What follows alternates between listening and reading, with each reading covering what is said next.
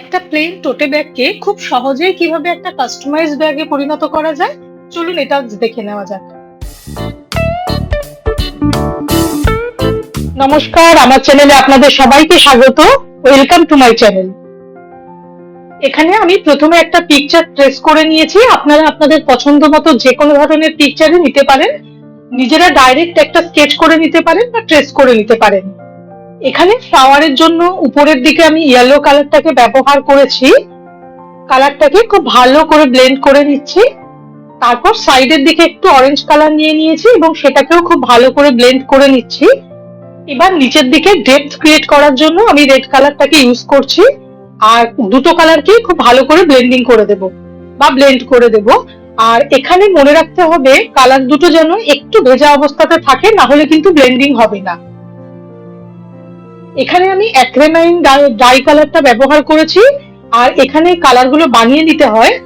আপনারা এক্ষেত্রে কিন্তু অন্য কালারও ব্যবহার করতে পারেন, যেমন ফেব্রিক কালার বা যেটা অ্যাক্রিলিক কালার, রেডিমেড কালার যেটা পাওয়া যায় সেটা খুব সহজে ইজি অ্যাভেলেবেল।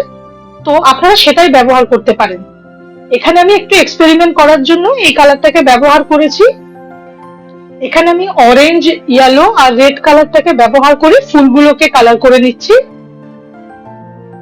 এখানে আমি জাস্ট টেকনিকটাকে দেখাচ্ছি। আপনারা আপনাদের পছন্দ মতো কালার বা পিকচার চুজ করে নিতে পারেন। এখানেও খুব ভালো করে ব্লেন্ডিং করে নিচ্ছি।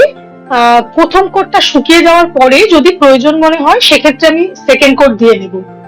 বাজারে দেখুন অনেক রকম ব্যাগই কিনতে পাওয়া যায়, কিন্তু এরকম প্লেন ব্যাগকে একটু পেন্টিং করে নিজের মতো করে কাউকে আপনি গিফট করতে পারেন বা নিজে পার্সোনালি ইউজ করতে পারেন, সেটা কিন্তু খুব ইউনিক হয়।